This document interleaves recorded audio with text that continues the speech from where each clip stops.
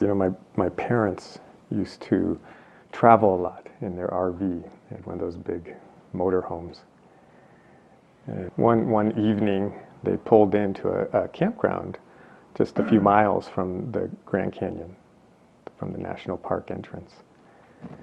And, they had just arrived, and so they were setting up and getting ready and planning to go to the Grand Canyon the next morning. And while they're setting up, another RV pulls into the spot next to them.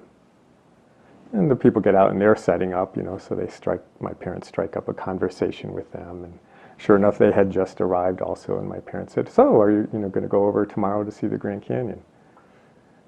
And the people said, "No, on the way over here, we stopped and saw the Imax movie." So we're just going to get an early start and get out of here tomorrow. My parents were a little bit shocked. And that's sort of the predicament we find ourselves in this world.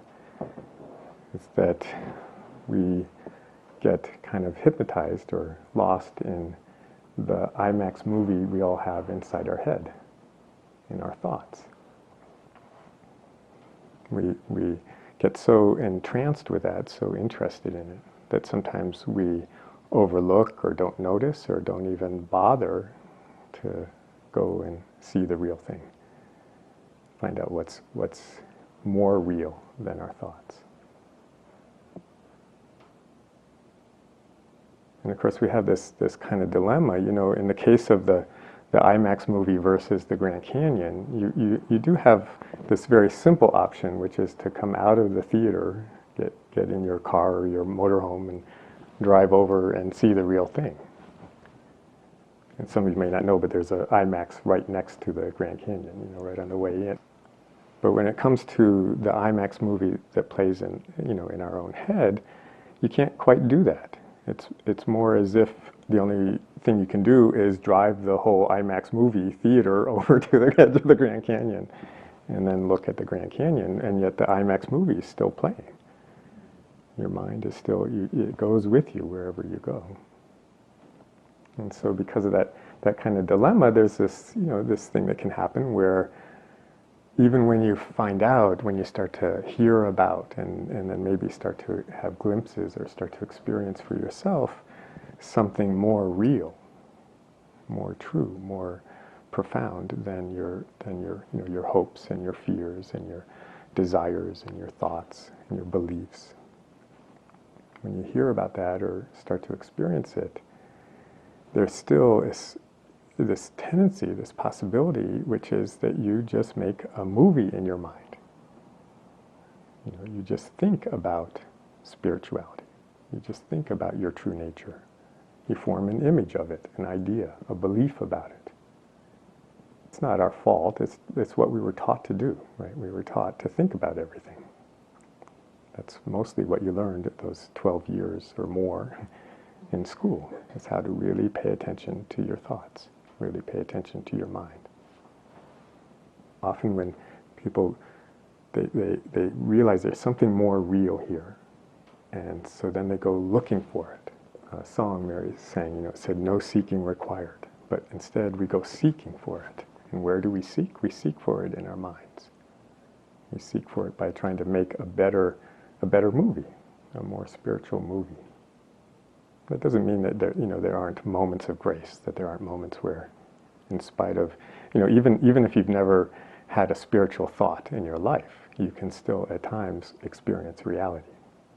It happens, to people. It happens a lot to people in real extreme circumstances, natural disasters, or when they lose someone they love, or something like that. It's like it penetrates. It goes right through all the content of their mind and brings them in touch with something real, something kind of undeniably more solid, more substantial, more important. But this seeking, this mental seeking, this projection, it's like I said, we just put a new reel in the projector called enlightenment. So instead of seeking, better lover or a lot of money or something like that, we have this movie that we play of what it would be like if I was enlightened, or at least more spiritual. So, like I say, it's kind of a challenge. How do you find or discriminate or get in touch with or sort out what's real when there's always this mind jumping in and offering its opinion, its version of reality? And there's a possibility. There's this other. It's like a subtler, and it turns out actually simpler, easier possibility than trying to get somewhere else. Trying to replace the experience you're having, which may be very much involved with your thoughts. Obviously, one thing you can do is try and change the content of your thoughts. Change the movie again. But it's never satisfying, it's never real. And so there's this other, like I said, subtler, simpler possibility, which is to find out, explore, check out the reality of your thoughts, rather than trying to get somewhere else called reality. Right? Instead, you actually say, oh, well, what about this reality? So it's like, what is the reality? What is the nature? What's the truth about thought? And again, that includes, I use that word thought to also include all your feelings, all your desires, all your beliefs, even your beliefs about yourself, which is like your identity. The egoic mind's idea about yourself. So what's the reality of thought? What's the nature of thought? You don't have to go seeking. Anybody here had a thought recently? You don't have to go seeking for those, right? They just show up. It's and again another just to be fair, another thing that's challenging, tricky about this is that there is a functional quality to thought. Thought in the mind is not the problem. Thought is not like a mistake. It's it's our ability to have a thought that allows us to get home every night.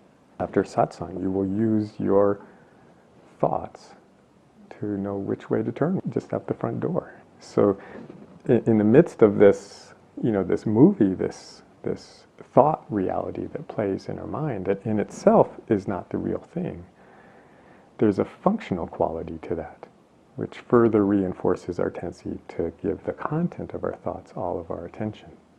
Because every now and then it's really useful content. Every now and then it's like, oh, thank God I thought of that. Oh, phew, if I hadn't thought of that, oh my God, that would be terrible. So we're like reinforced. It's like, wow, that was so functional, so useful to pay attention to my thoughts. And so we get again, like I said earlier, like hypnotized, entranced, like we're totally engaged with our thoughts, even our thoughts about the truth, our thoughts about spirituality.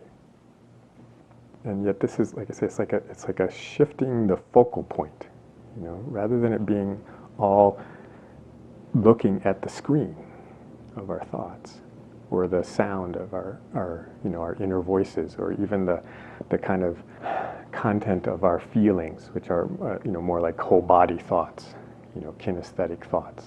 That instead of just noticing the content of them, it's kind of looking at them from the side and saying, well, what is that?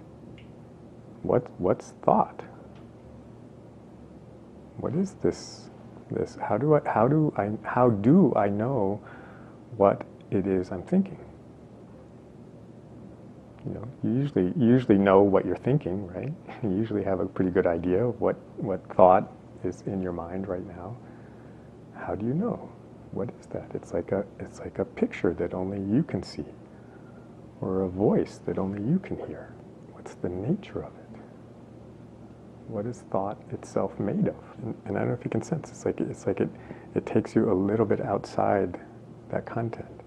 It'd be like, I don't know if you've ever done this, but sitting in the movie And suddenly like just really looking around and noticing that you're in a theater.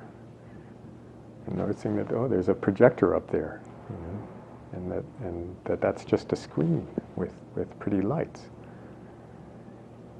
It's like you step out of the experience a little bit and actually notice what's really going on here.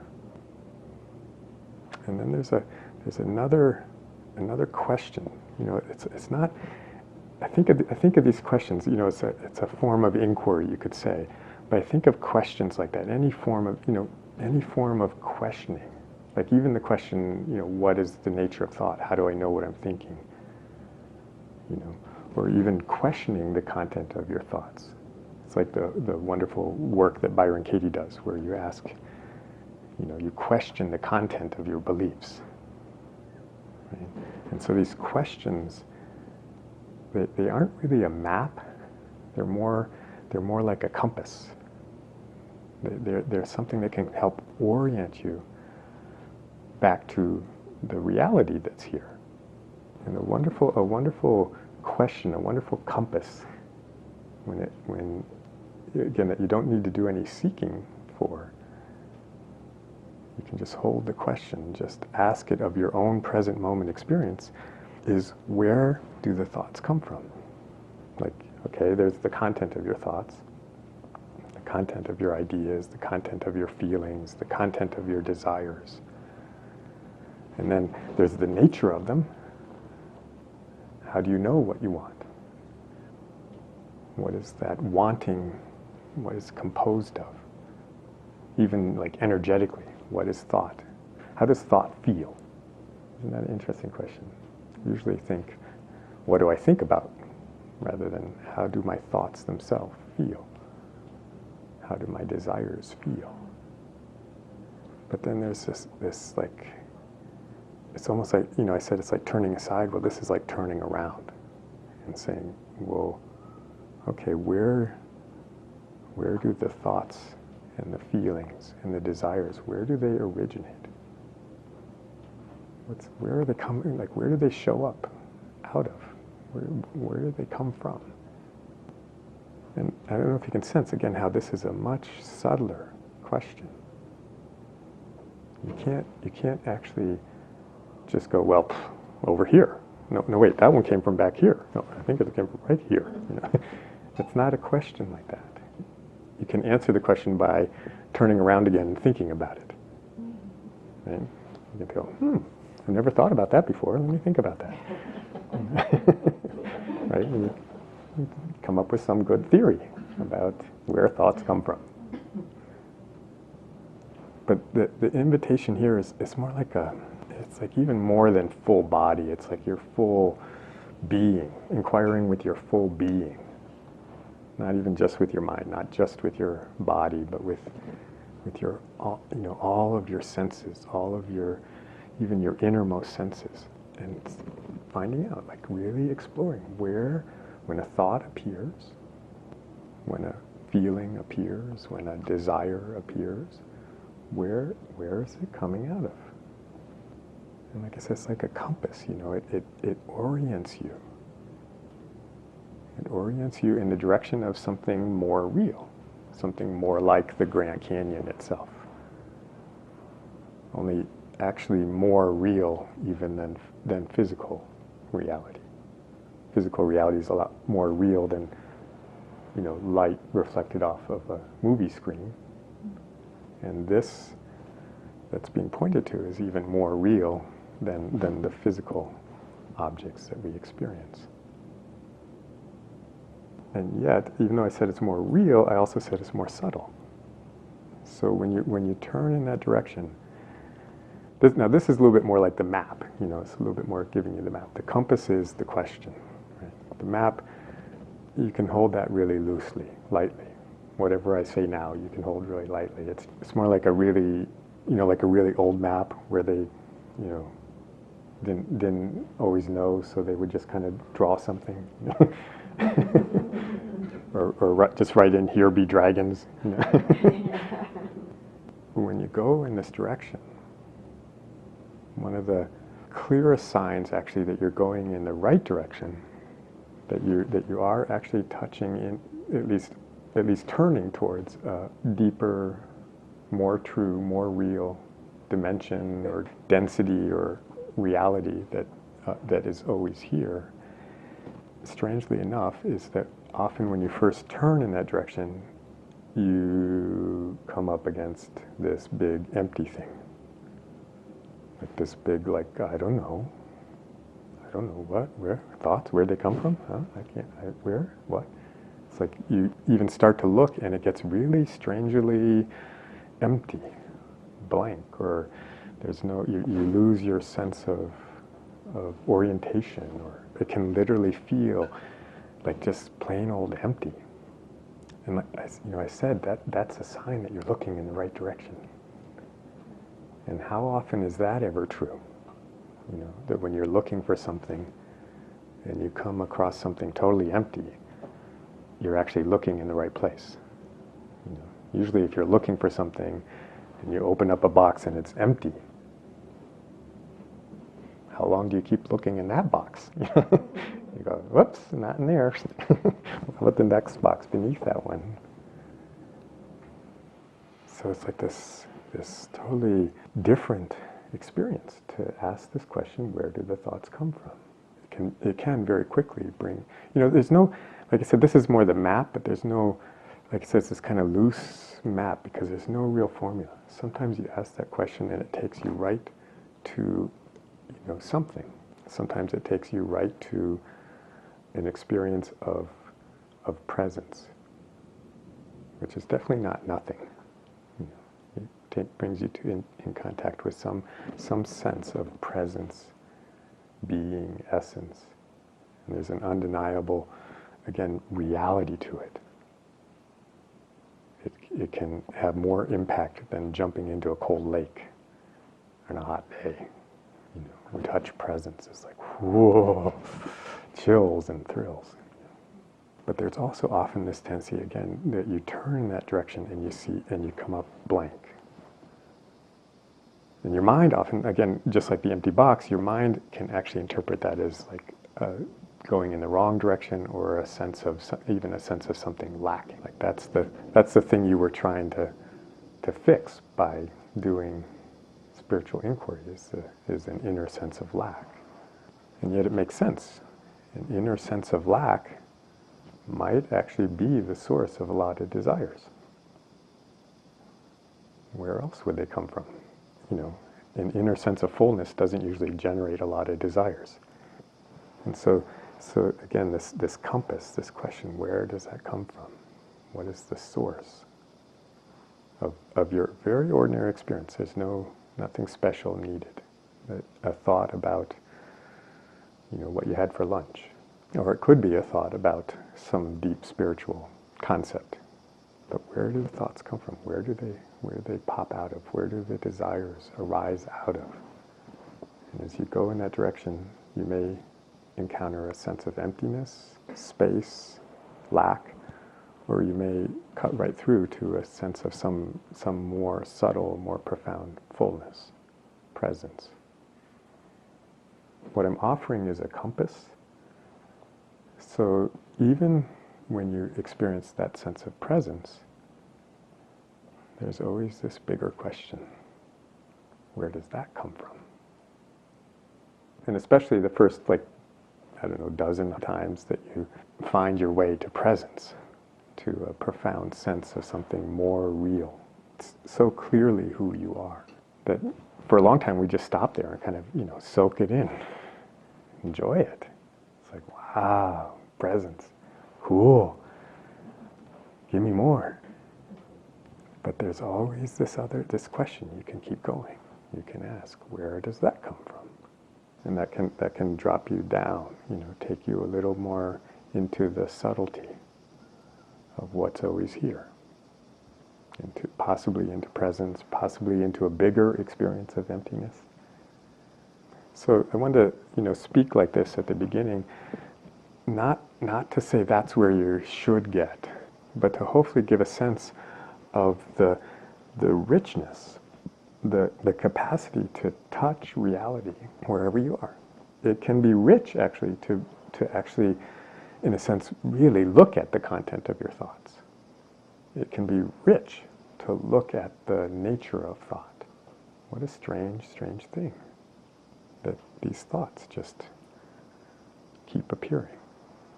It's like some magical flower inside your head that just keeps thought, thought, thought, thought, thought. And then how rich it can be to ask that question, where do they come from? Just because it's here. It's like those, mountain climbers.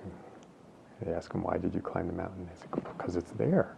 All this reality is right here. All of it.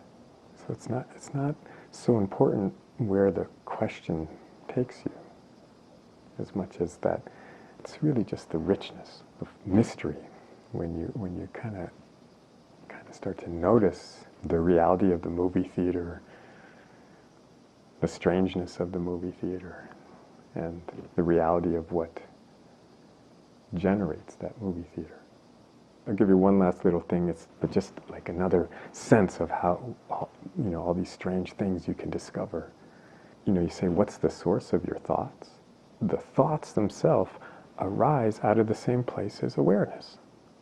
The same thing that's aware of your thoughts is thinking them. What's that? That's really good. It's like a kid that can entertain themselves. What a miracle! What a miracle that we have this thought-generating capacity. And then as you get more subtle in your experience of all these different things you can discover, you start discovering that even things like presence and joy and peace and divine love and experiences of bliss, that in a sense they themselves are still coming from that same source. You could even go so far as to say that they are thoughts. They're different than our just kind of ordinary thoughts or our functional thoughts. I think of them as they're like thoughts in the mind of God. Right? They're thoughts happening in the mind of that bigger being that you are. So they're like these really, really amazing thoughts. Peace is an amazing thought. Not it kind of cheapens it to call it a thought, because the actual experience of peace is like an infinite amount more real than, a fearful little thought about whether you remember to turn off the stove when you left the house or something. And yet ultimately, again, they're thoughts. They also come from this bigger mystery that awareness itself comes from. So not only is it a kid that knows how to entertain itself, it's a God that knows how to entertain itself. It's a God that knows how to create whole, dimensions of presence and being and whole realities within realities within realities.